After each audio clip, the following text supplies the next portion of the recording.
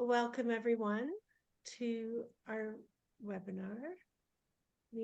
Or community conversation.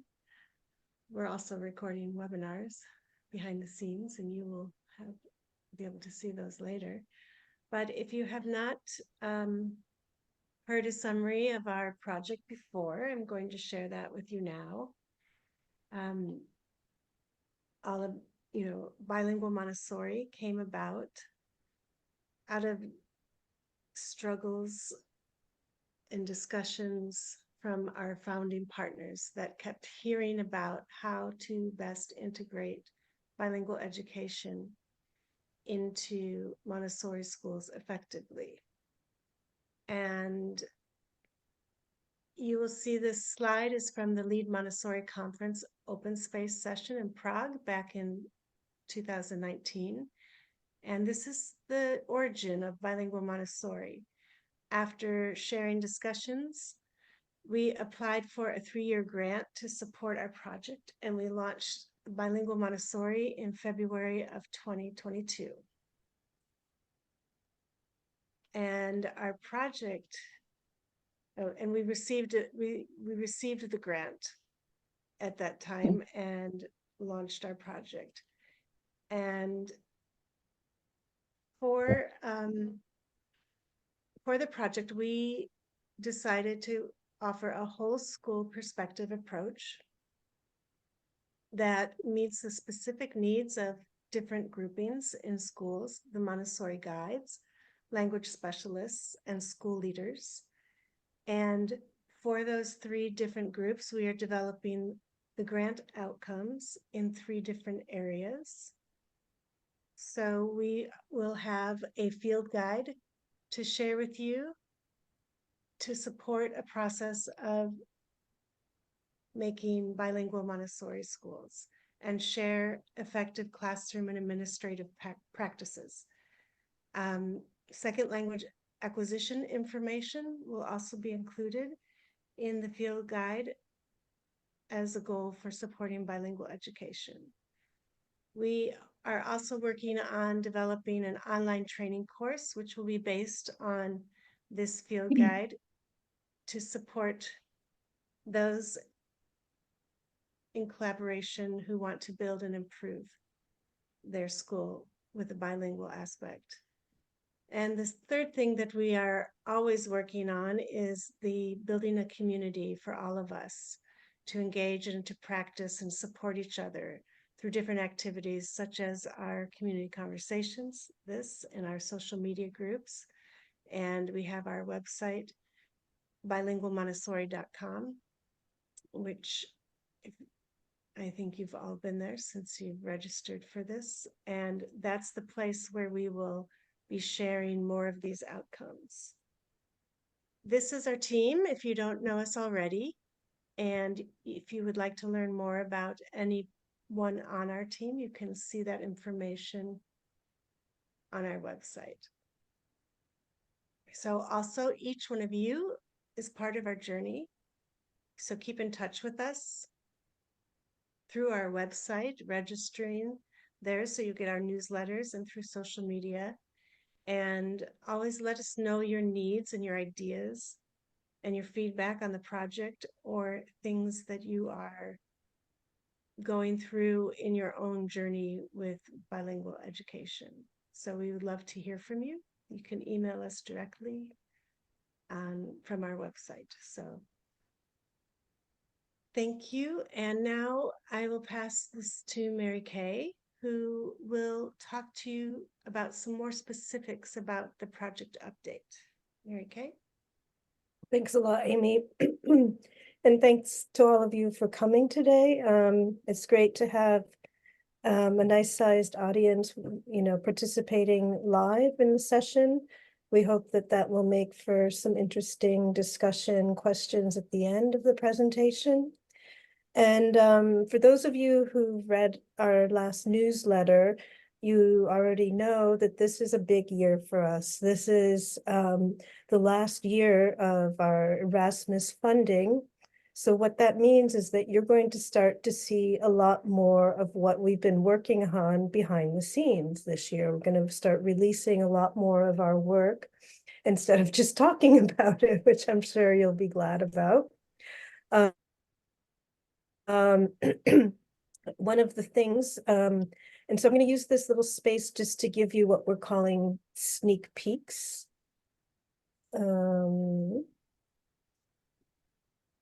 Sorry, I've lost my, oh, there. Sneak peeks of what's coming up. So today I just want to tell you a little bit more. I mentioned in the last newsletter, and a couple of you have written to me because I didn't go into enough detail, because we're going to start releasing, we've pre-recorded 10 webinars with different, some people who've given community conversations, or some people who are just experts in the field who we asked to speak on a certain subject. These are topics that may be of interest to parents, teachers, also to administrators, obviously. And some are more technical, but for the most part, they're pretty general interest. And the first one, we've created a calendar for releasing these. And in the next webinar, the next newsletter, we'll publish the schedule so you can see what dates the different webinars will be released. And once they're released, then they'll live on our website. We're also updating our website, and we're hoping the new website will be ready in a couple of weeks. But Denise Fernandes, our speaker today, is actually someone who also has already recorded a webinar for us. And her webinar, for example, will be released on May 20th. So you have a while to wait, but we think that what she has to say in that particular webinar, she focused on some of her experience in getting a new school year started with children who don't speak that much English yet in her classroom. And so we're hoping that'll be useful tips for other people when they start thinking about the beginning of next school year. So yeah, we'll publish that in the next newsletter. And yeah, and like I said, there's 10 of them. So for today, I'll introduce you to Denise Fernandes, who is a children's house guide at, hi Denise. Hi. Cordova International Montessori School. That school might ring a bell because we've had Laura Cassidy, the upper elementary guide in her school, has given 2 community conversations, and Lucy Wellstead, the founder and director of that school, has given 1 community conversation. So Denise now is going to complement what her colleagues have offered us, focusing on the Children's House, and she has lots and lots of experience. She's originally from Brazil, and she worked in a Montessori, well, she started her teaching career in a Montessori international school there. And then after about 10 years, she spent 1 year in Portugal at a school there. And then Lucy lured her to Cordova. And she's been with Lucy working at that school for 9 years now. So almost 20 years of experience altogether. So she really has a lot to offer us. So I'm really happy that we found this date and that she's able to share with you all kind of some of the strategies that she's figured out. And Denise as well is a bilingual person or a trilingual person. Her native language is Portuguese, and she told me that she actually learned English. She had classes in school, but like many of us, they weren't that useful. But she was really interested, and when she was a young girl, she liked to play video games. And she realized that by playing her games, she was starting to learn English. So I guess that motivated her to play even more. And she took some some private classes, but she's really an example of someone who's taught herself English, I would say. When she was a teenager, she found leveled readers for English learners in secondhand bookshops. She bought those. So clearly, you know, a very self-motivated learner, and taught herself English. And then when she was a little bit older, she was mostly just, you know, reading and chatting maybe in her games, but she wasn't really talking to people. And then a friend of hers asked her if she would be willing to translate for some missionaries that were working in her city, Sao Paulo, in Brazil. They were from the United States, so they needed translators. So Denise said, okay, I'll try. She wasn't sure, but sure enough, she went and she realized she could speak English too, not only understand it, read and write it. And then she continued doing that as a volunteer. And then when she was finishing her university studies, she was looking for work and found work as an English speaking teacher in International Montessori School in Sao Paulo. So it's quite an interesting story, and I really love the fact that she's a self-taught English speaker. It really says a lot. I think there are more and more of those in the world now, with, you know, people using more and more media. But I think, you know, Denise was a pioneer. She was on the vanguard of learning English through different medium. So anyway, thank you, Denise, for coming today. And we're really looking forward to your presentation about the strategies that you've developed over the years and how to support specifically the literacy skills of your children. And the other thing, I'll just say briefly, but then I'll ask Denise can tell us in more detail. The school that she works in, it's an English immersion school. So it's still Montessori. The children speak to each other in Spanish, but the language they learn to read and write in English. So Denise, you want to tell us a little bit more about that and what that means, what the families are like, etc.? Yeah. Well, thank you, Mary Kay, for this beautiful introduction. I'm just feeling better about myself. I've been working, here Montessori International School in Cordoba is international school, but 90 to 95% of our students are Spanish, and they speak Spanish at home as their first language. We occasionally have one or two foreigners in the classroom. This year I have one from Switzerland. But usually most of our students are Spanish speakers. So one of the set challenges we come across in children's house is that most of the children arrive to children's house without speaking, and some of them not even understanding any English. So we have to come up with the strategies to get them to become bilingual by the end of children's house. Like, this is our goal, at least. So throughout the years, we kind of developed some strategies and put in place some routines that helped children get there.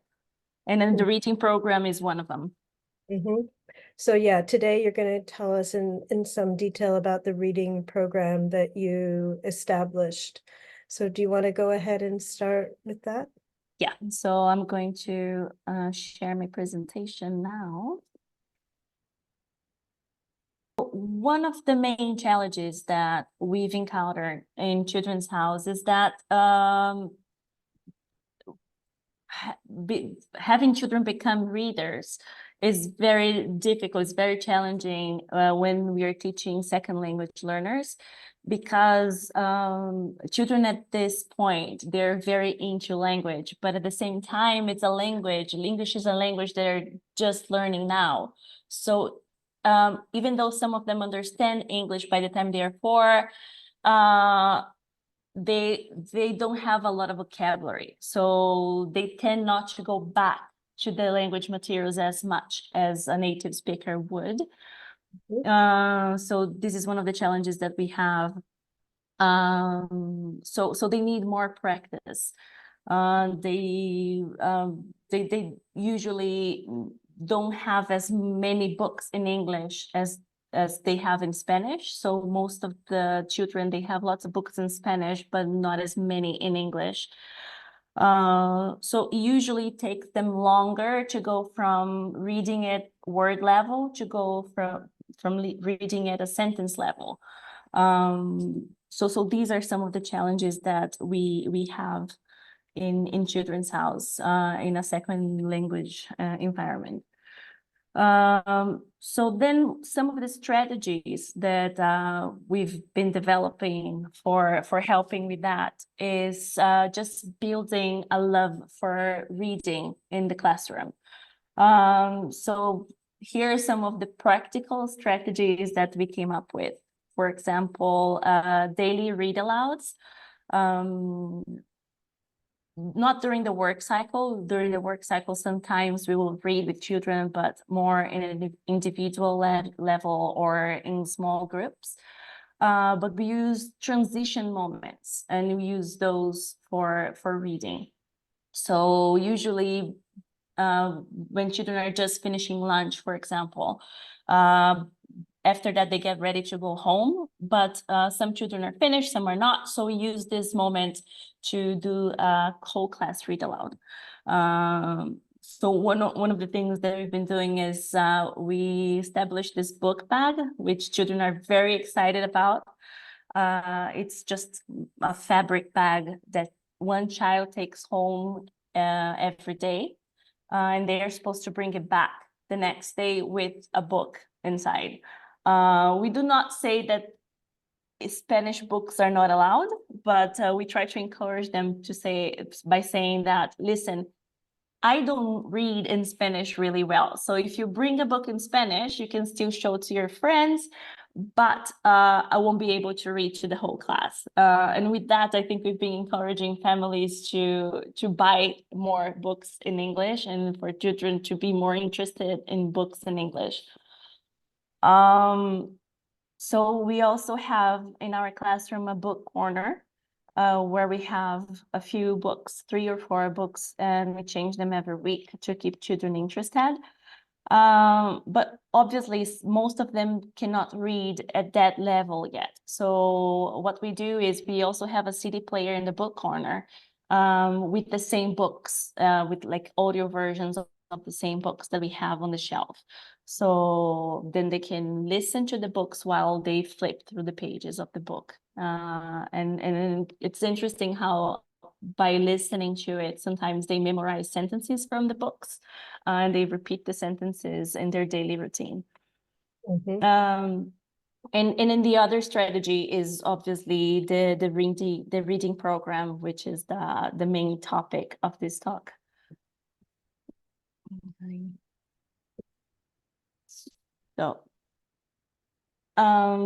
So some strategies on like more practical tips on how to build a library. I'm going to get into each one of them in more detail throughout the presentation, but first of all, it's important to have a good collection of leveled readers. I'll talk a little bit more about them later. Organizing them by level, mapping the books by sight words, numbering the books so they're in a sequence in an order, so it's easier for you to send them home, to know which book each child took home already or not. And obviously having a record of the books for future reference and having a log page for each child. Some of these materials will be available as handouts when this talk goes on the website, so stay tuned. So the first topic is having a good collection of leveled readers. When I first started teaching, leveled readers were very, very expensive. So if you wanted to have a really good collection of leveled readers, you would have to invest a lot of money on them. But these days we have loads of cheaper options. So obviously you can go to a secondhand bookshop and buy them. But like what we've been using here in the school, which is this really great website I came across, is RAS Kids. So we were not sponsored by them, but they're an online platform that schools can sign up for. So you can subscribe, you can get a yearly subscription. And with a yearly subscription, you have access to their whole library. They have thousands and thousands of books, and they're all leveled readers. They go from level AA, which is the first. You're going to see what a level AA is in a minute. All the way to level Z, which is like for advanced readers.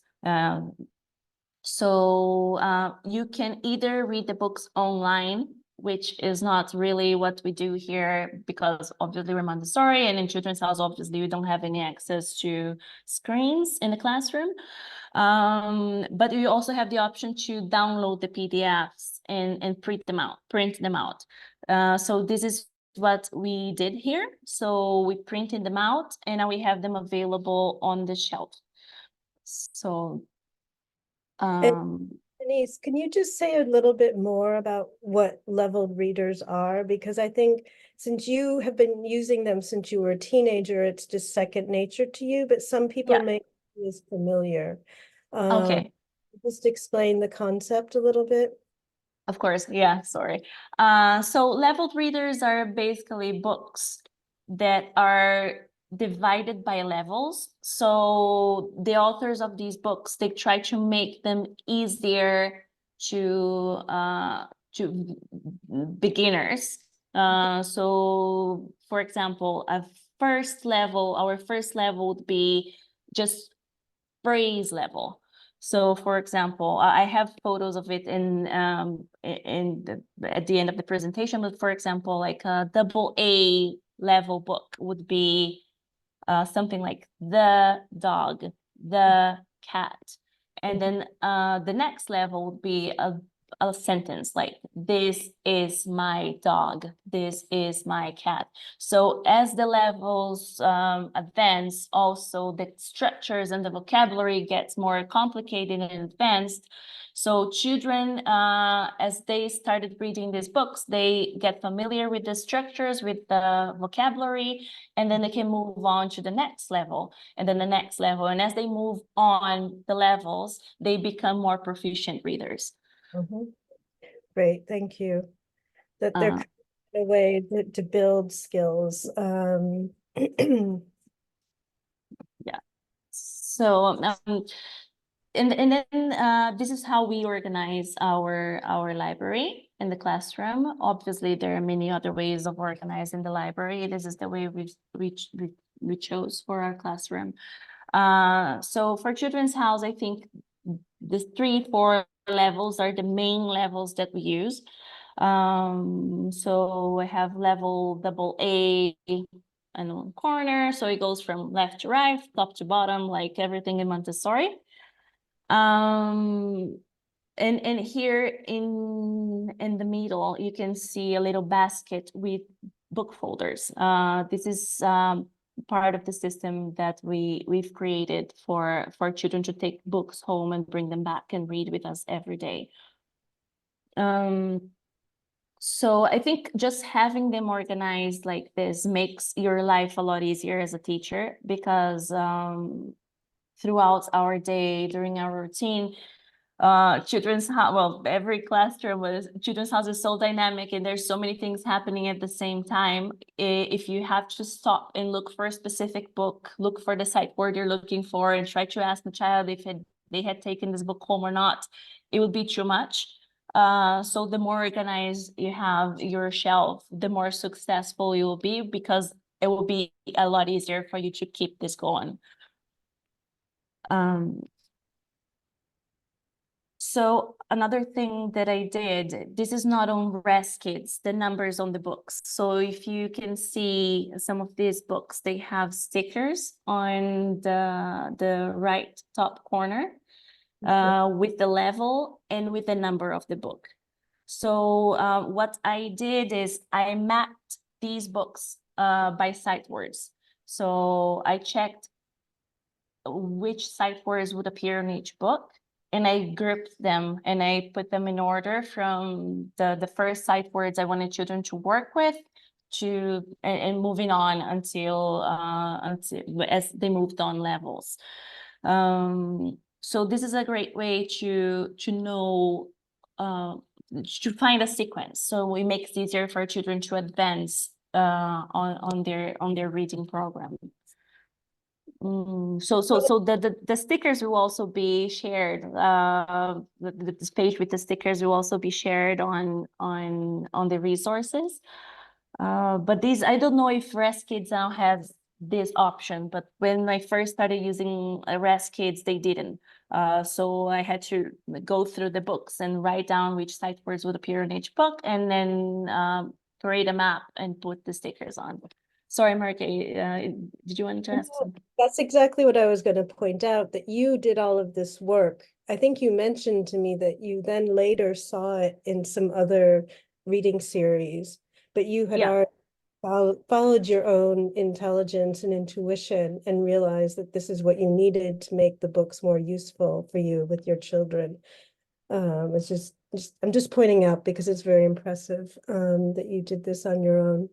Oh, thank you. But the thing is, like, I didn't invent that. I worked with other collections before, and in these other collections, they did have that map ready for the teachers, but with Rest Kids, I didn't. So I really missed that. So I just had to create, so it would make it easier for me to know which book was suitable for each child.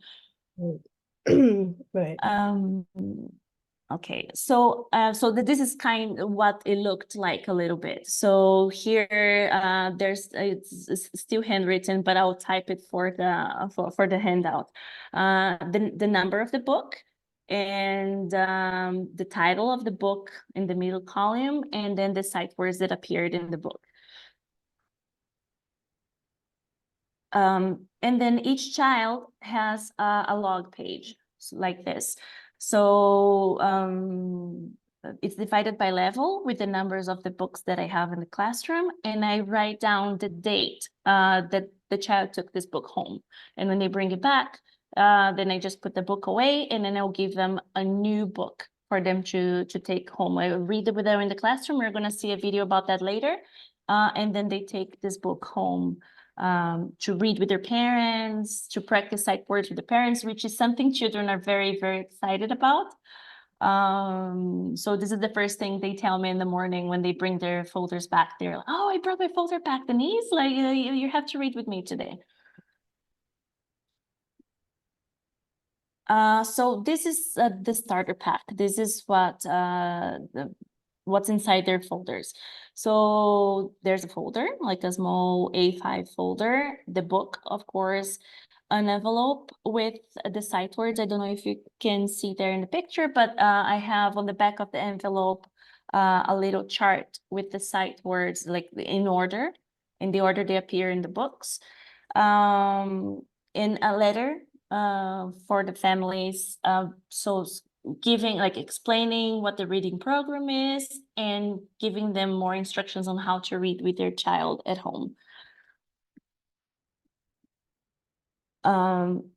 So when to start? This is the thing. When a little bit before the child is ready to start reading, I start working with them with wordless books. My intention with that is using wordless books to help them get used to finding vocabulary in the books, and then using pictures to decode words later on when they start reading. So we'll go through the pages, highlighting vocabulary, or retelling the story. So I first read or tell the story to the child, and then I have the child retell me the story, so that they can look for clues and vocabulary in the pictures. So when the child is already reading at word level, this is the moment when I start sending books home. So this is, as I mentioned before, level AA, which is the first level. So it's basically phrases. the hamster, the cat, the dog, or using the sight word, but then there's like my mom, my dad, my cat, or this house, this chair. So like each book highlights a sight word. And they get used to the sight words. So like I explained that, well, puzzle words are words that we don't sound out. So they practice the sight words with a 3-period lesson with me, and they take the sight words that they've been practicing inside their envelope that goes with them home with the folder. So once they've mastered the sight words from this from these books, from this first group of books, then I move them on to the next group of books, highlighting a new sight words, a new sight word, and so on. So once they've become a little bit better at reading, oh well, I wanted to say something else about this.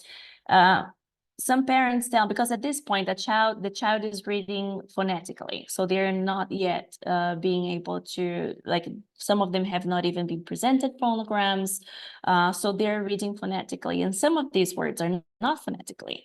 But my intention with these books is to help them practice sight words, and also to help them practice using the pictures to decode the words that they cannot yet read. And in a later slide, you will see there's a video of an initial talk that I do with the child when I'm presenting the book for the first time. A level A book, which would be the second level, is something like this. So it's like a bit more complex structure, and but just using the sight words they have already acquired from level AA books, and still using the pictures to decode words that they cannot yet read. And this would be what a level B book would be. So the structures repeat themselves throughout the pages of the book. So the child gets lots and lots of practice with the same structure and the same sight words. And this would be a level C. Then they start introducing little stories, but still there's a lot of repetition, but it starts to become a little bit more interesting. So usually in Children's House, we go from level AA to C. This is our goal. Obviously, some children don't get to level C, and some children go over, like, I had children reading level M books in Children's House, but I mean, you know, depending on the child. And this is what a level D would look like, but like it goes all the way up to level Z. So here is so when the child first arrives in the classroom, when I have some time, I'm available and the child is available, I'll invite them to come and read with me. So I'll take them to the bookshelf. We'll take their folder and then I'll show them, okay, so you just brought back book 3. So today you're taking home book 4. So they help me take the book from the shelf, we put inside the folder, and this would be our initial conversation. So this is how I present the book to the child. Just wanted to highlight in this initial conversation, it's just like I tell them, like, we're not reading it, we're just looking at the pictures. So I use this to chat a little bit with the child. During this chat, I try to highlight some of the vocabulary that will appear in the book, because they will need this vocabulary later to decode the words. So let's take a look. So this is a book about rain. So let's take a look at the pictures before we start reading. What do you see here? Storm. It's a storm. Clouds down there. And It's usually, starting raining. yes, exactly. And here we can see Rain. the rain. And this is like light. Yeah, it's called lightning. And this is a horse. A horse out in the rain. And this like butter. Yeah, mud. But mud. these are puddles, muddy puddles. This not is a horse from one person. It's a horse who lives outside. This is the This is mud. a lot. A And lot this of is mud. the rainbow. Yeah, it's beautiful. Remember yesterday we saw a rainbow outside Yes. during lunch I also remember. This is sun. with the sun. So now we're going back, and I would like you to read using your finger. Do you remember when you used your finger to Yeah. read? Yeah.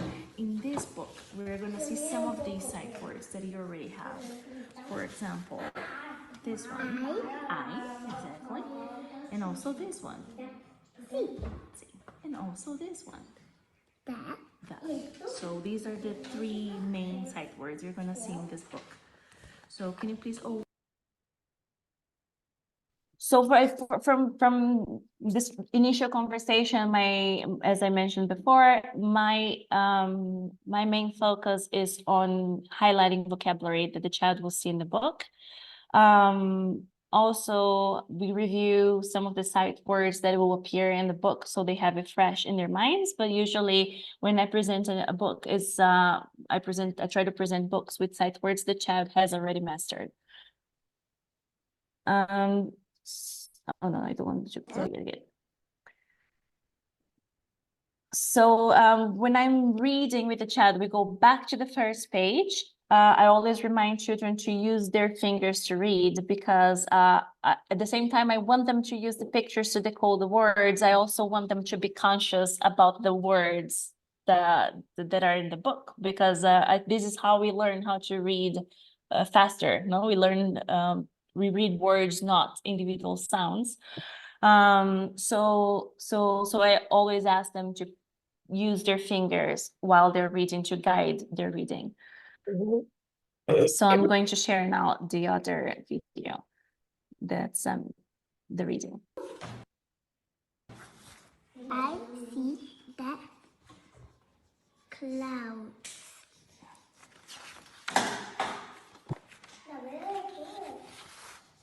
I see the rain. I see the light.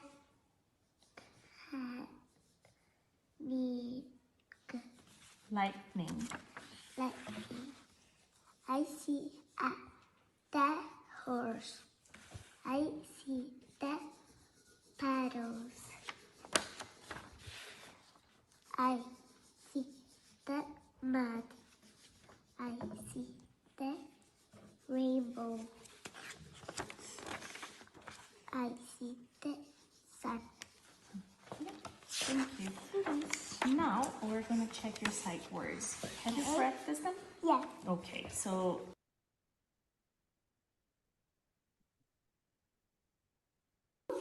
let me see if I can go back to the screen.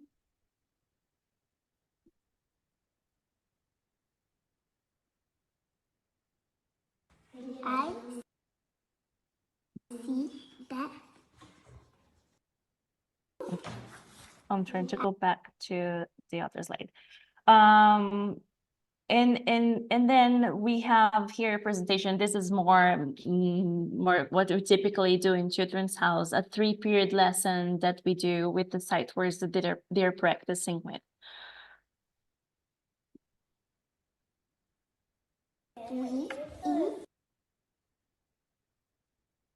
we, We, she, or one, like, be, has, is,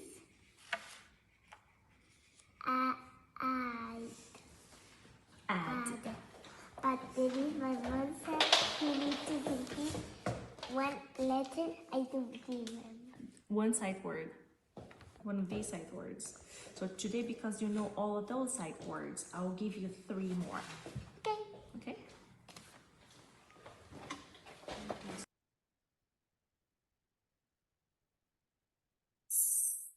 So let's see if I can go back.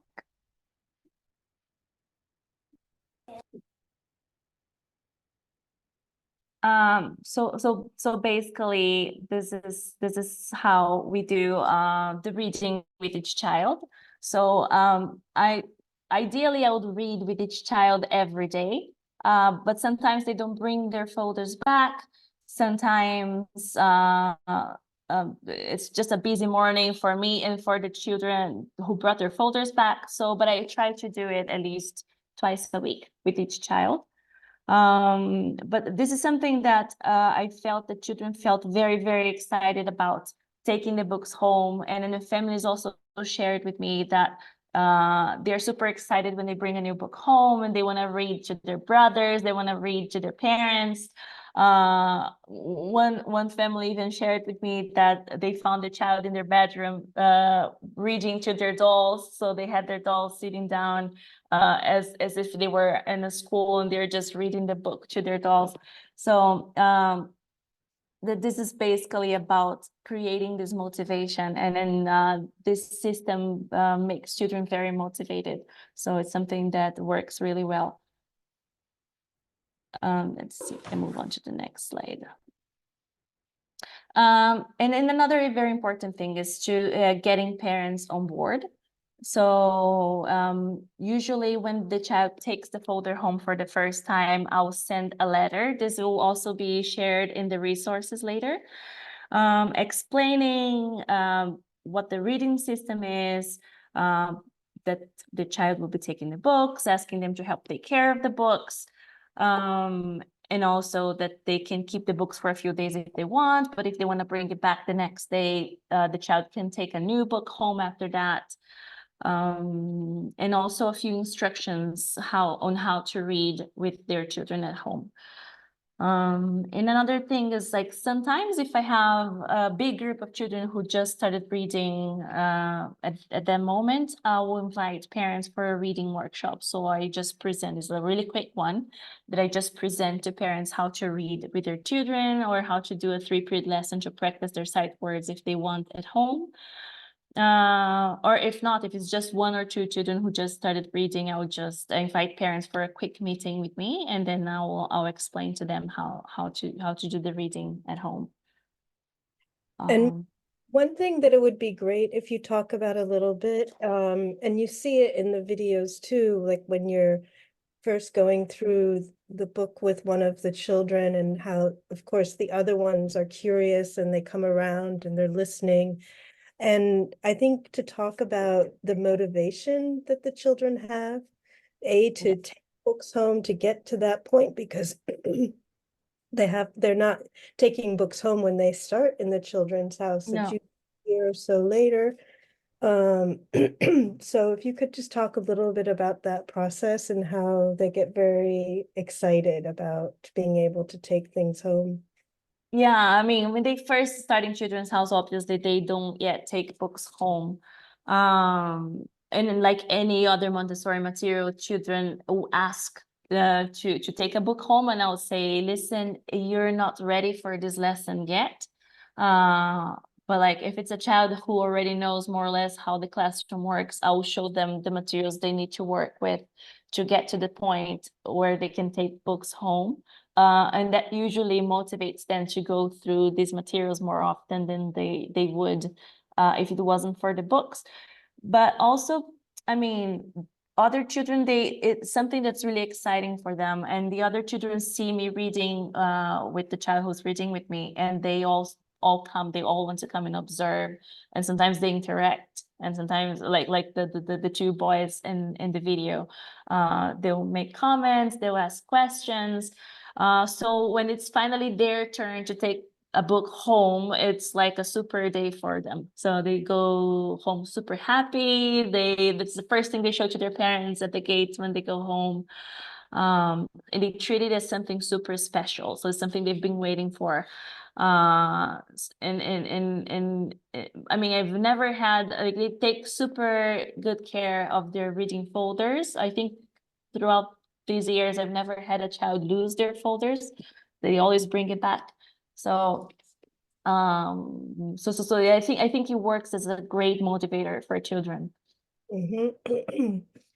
Yeah, and that you know, without much work on your part, other than setting up the whole system, that just the system itself motivates them. I think that's what's very beautiful about it, that, and because they're hearing children older than them doing the reading with you in the classroom, they start hearing the words in the environment. And yeah, it shows how it's all part of the same process of building their reading skills and their motivation to learn in a language which is not their first language, because Yeah. that can be an extra obstacle because they don't have the same vocabulary, like you were saying. Yeah.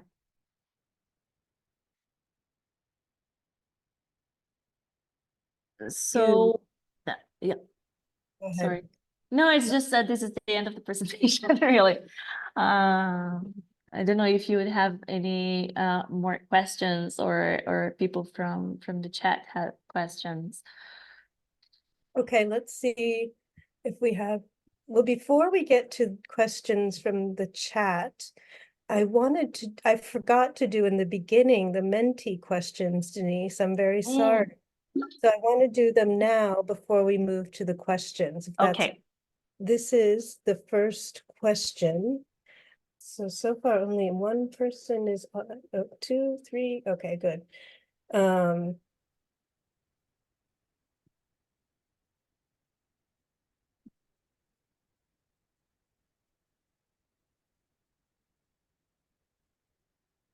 of course, I'm curious, like those that said no, but let's just focus on those that are saying yes. Okay, we're up to 15 people.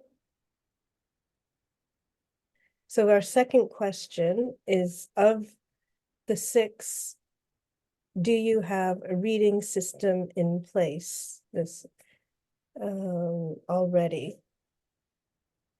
It doesn't have to be the same as Denise's, but she's curious to know how many people already have something in place. Great.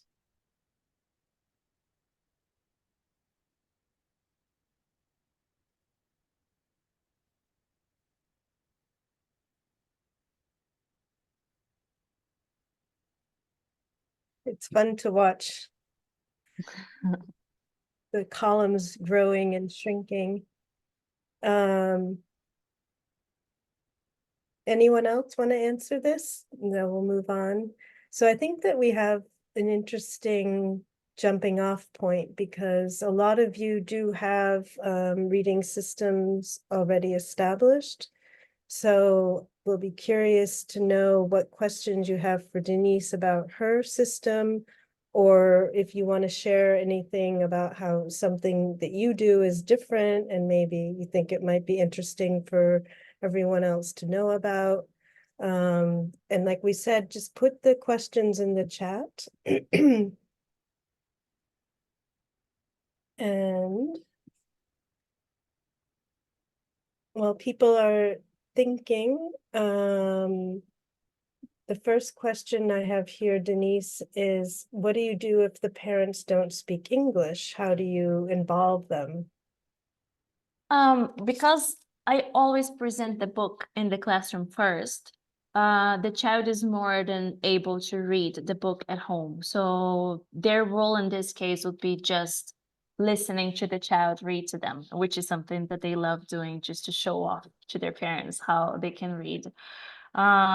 So obviously if they don't speak in English, they won't be able to do the 3-period lesson with the sight words. But because we do them here, sometimes the practice at home would be more about the child practicing and reading the words to their parents, more than parents teaching them. So this previous conversation that I do with the child has already been done in the classroom by the time the child takes the book home. So that's not really necessary. Mhm. And someone else is asking about you following the reading sequence of the Montessori program. And that you do the phonetic sounds first, then the Yeah. movable alphabet. So this is in addition to all of that other work that you're doing with the children, right?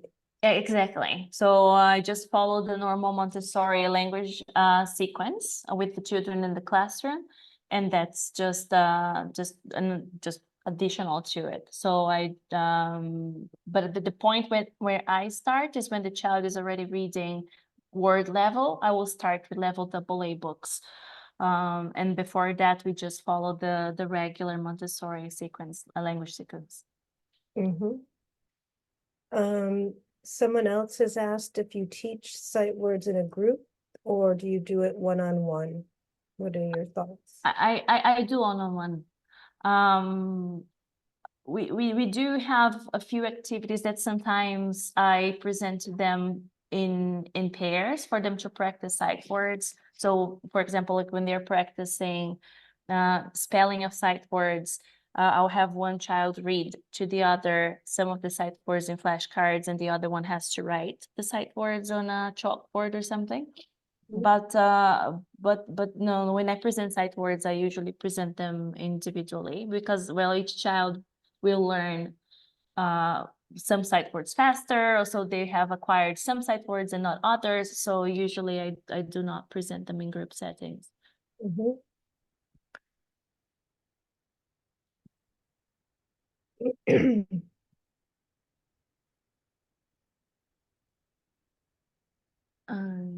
Any more questions? Here, I'll read this one. This is more of a comment. Someone says that they do a workshop with parents so they can experience firsthand how the reading program works. And this person says that she finds that it can be a great motivator for parents to learn how and model the target language.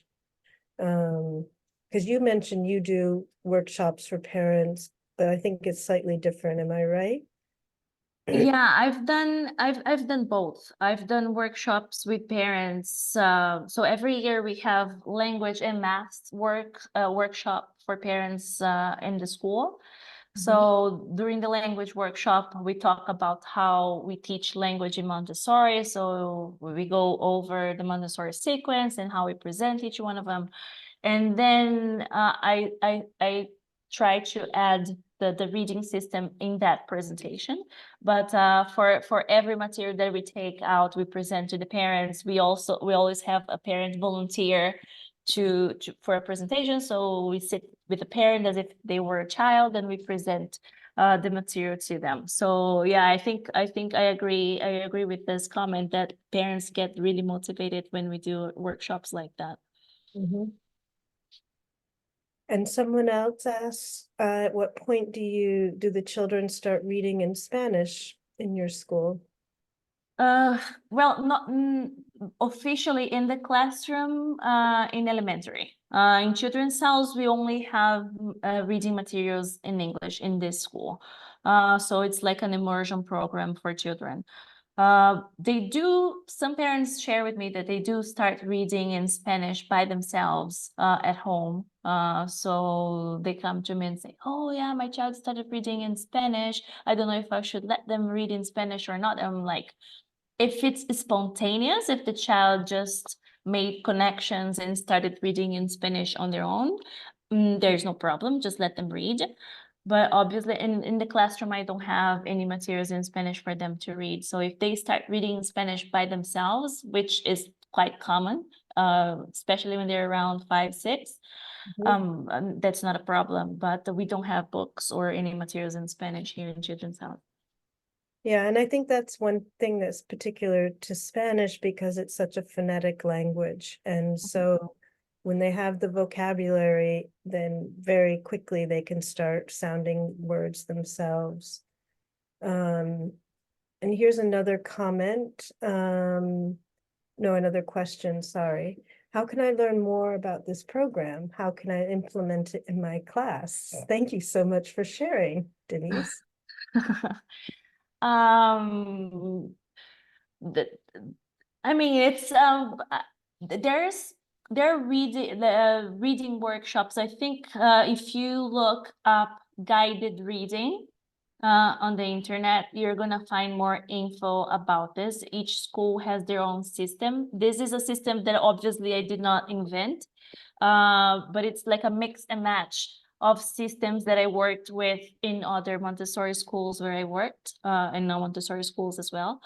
So, and things that I read on the internet, tips I got from colleagues. So it's not a structured method or something that has a trademark or anything. It's just what I use in the classroom. But if you look up guided reading, you'll find more information about how to put that into practice. And someone here made a comment, this must be a colleague or former colleague, and who says, I've worked in 3 different international schools, and I must say that Denise's method is the most effective and enjoyable for the children.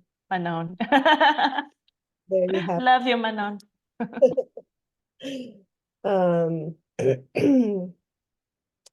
And there's a couple of questions, comments about oral language, oral production.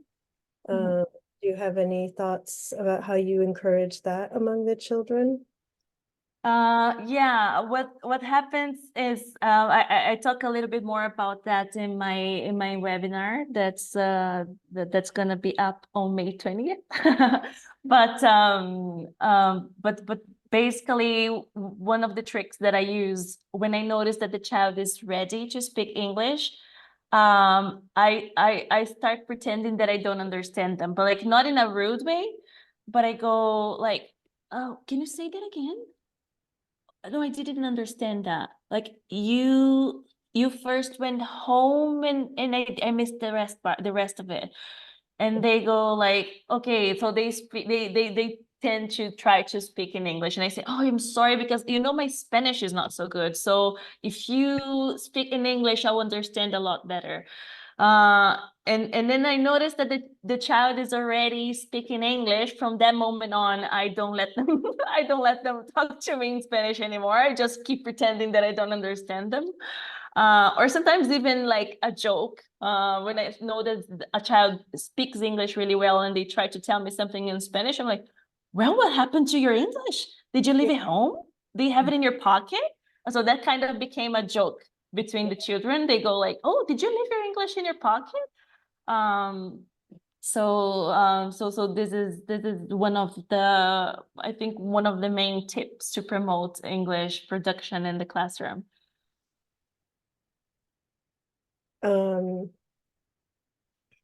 Someone else says, thank you, Denise. You could do workshops to teach us more about this.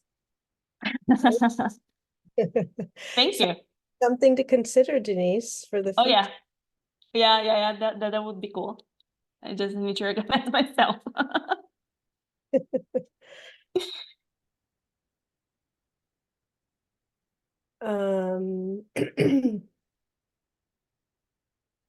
Someone else who's watching makes reference to a program an English Spanish program they worked in Washington, D.C. She said in Children's House, they used a 90%, 10% model, I guess, of English to Spanish. And then 6 to 9, they do 70-30, and 9 to 12, they did 50-50. So that's an interesting comment because it's so true. There's so many different ways of working with 2 languages. And really each school figures out what works best for them. Yeah.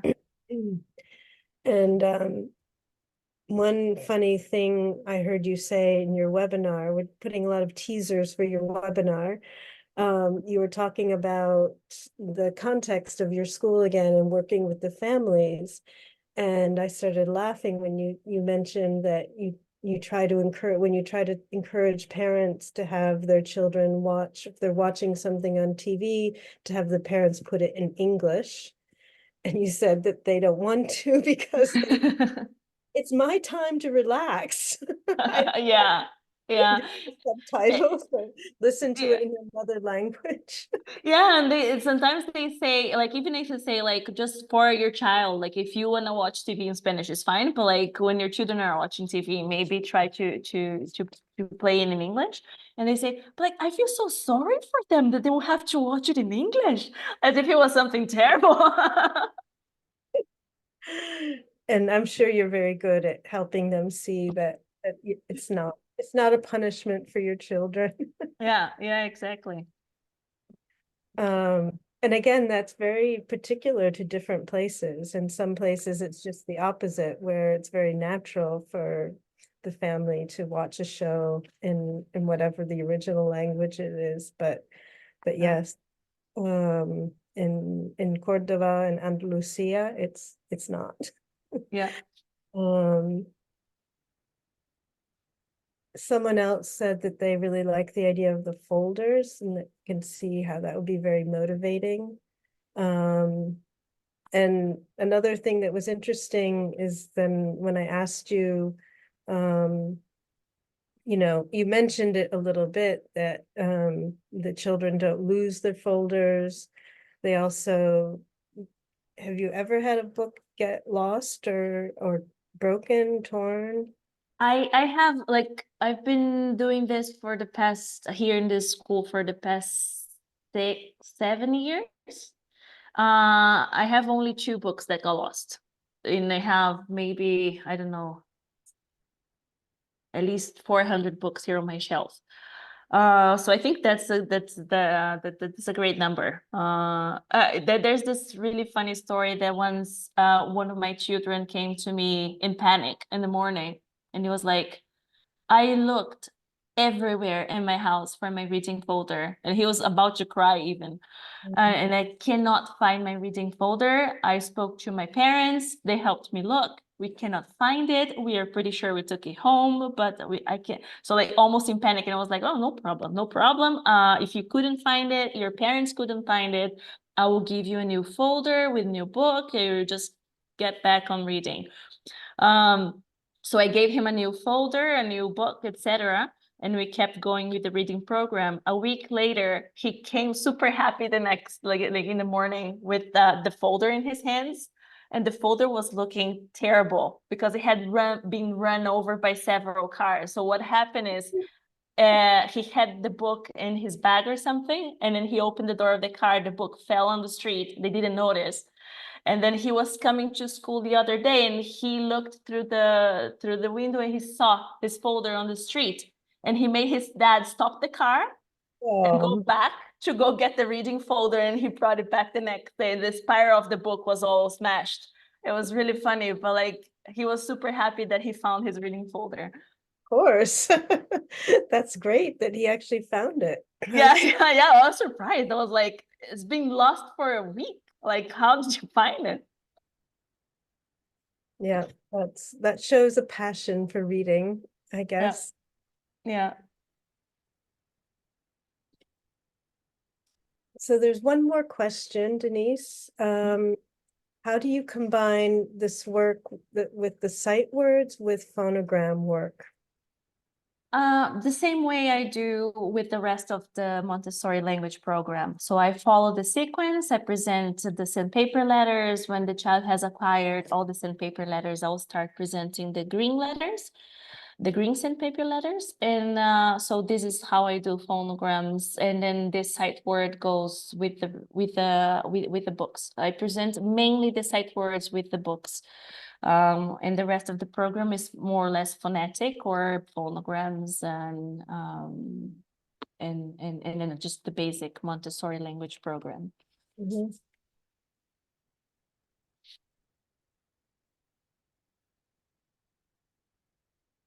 So I don't see any new questions.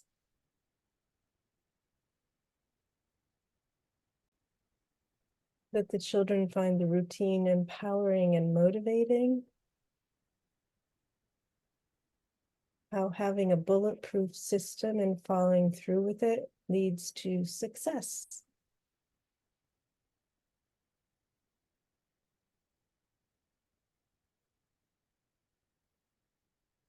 The importance of constantly speaking English.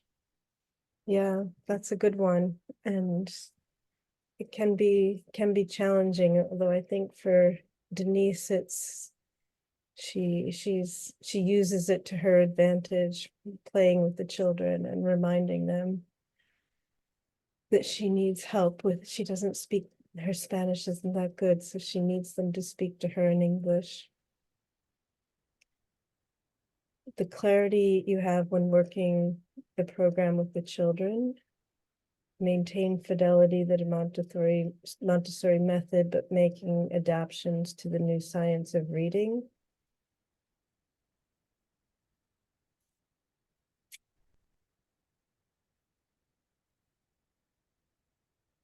Connecting the sight words to text in the books, because obviously that helps the children remember.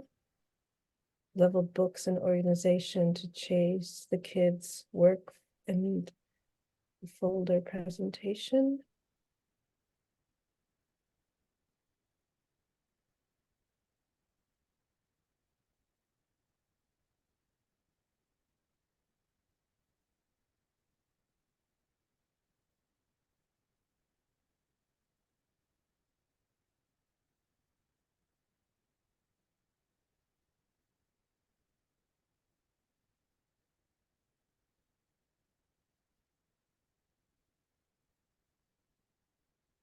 Level books and parent participation.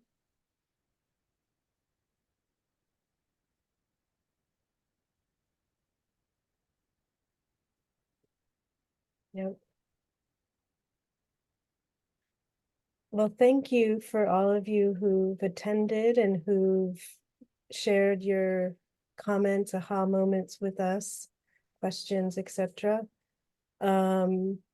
And thank you for being here. Our next talk, our next community conversation is going to be February 21st with Roberta Andena from Italy, who is going to share with us the system her Montessori school has developed for integrating Cambridge exams and Italian state exams into their school. And I suppose how they motivate their children to do this work, which is not the superficially that in line with what we do, but how they find the ways to motivate them. So that's going to be February 21st. And then the rest of the scheduled talks are here. As you see, there's not as many this time because we're busy working on other things. And all of you who registered for this talk, when we announce when we send out the recording, you'll also get Denise's sheet, which has different resources. Some of the things that she talked about, she's putting into one handout with different links to things. So you'll get that as well. And you'll get that ahead of time. Other people will have to wait until later, until it's on the website, but you'll get it straight with the recording itself. So thank you all for coming. Thank you, Denise, for an amazing presentation. I think you've inspired a lot of people, and we'll have to talk about organizing a workshop for you to give so you can show people in more detail, kind of step by step, if they want to use some of these techniques in their own classroom. Yeah, well, thank you very much thank you people for coming here and watching, and thank you Mary Kay, Amy, Lucy for everything. Yep. Our Thank you, pleasure. Denise. Oh, so we can say goodbye for now, and we'll see you next time.